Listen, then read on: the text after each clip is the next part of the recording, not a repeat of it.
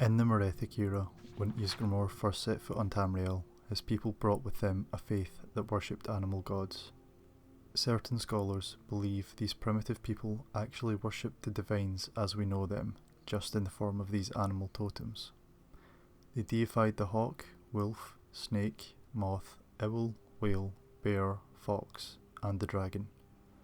Every now and then you can stumble across the broken stone totems in the further reaches of Skyrim. Foremost among all animals was the dragon. In the ancient Nordic tongue, it was Drakon.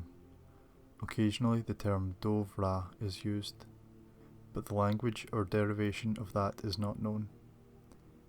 Using either name was forbidden to all except the dragon priests. Grand temples were built to honour the dragons and appease them. Many of them survive today as ancient ruins haunted by Draugr and undead dragon priests. Dragons being dragons, they embraced their role as god-kings over men. After all, were they not fashioned in Akatosh's own image? Were they not superior in every way to the hordes of small, soft creatures that worshipped them? For dragons, power equals truth. They had the power, so therefore it must be truth. Dragons granted small amounts of power to the dragon priests in exchange for absolute obedience. In turn, these dragon priests ruled men as equals to the kings. Dragons, of course, could not be bothered with actually ruling. In Atmora, where Ysgramor and his people came from, the dragon priests demanded tribute and set down laws and codes of living that kept peace between dragons and men. In Tamriel, they were not nearly as benevolent. It's unclear if this was due to an ambitious dragon priest, or a particular dragon, or a series of weak kings. Whatever the cause, the dragon priests began to rule with an iron fist, making virtual slaves of the rest of the population.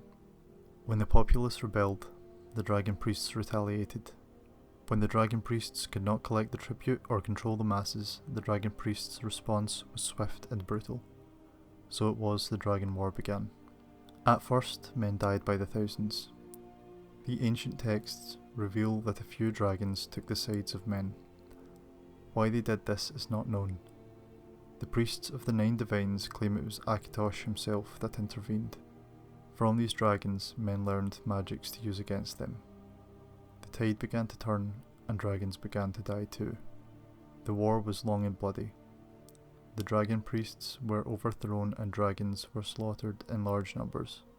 The surviving dragons scattered, choosing to live in remote places away from men. The dragon cult itself adapted and survived. They built the dragon mounds, entombing the remains of dragons that fell in the war. They believed that one day the dragons would rise again and reward the faithful.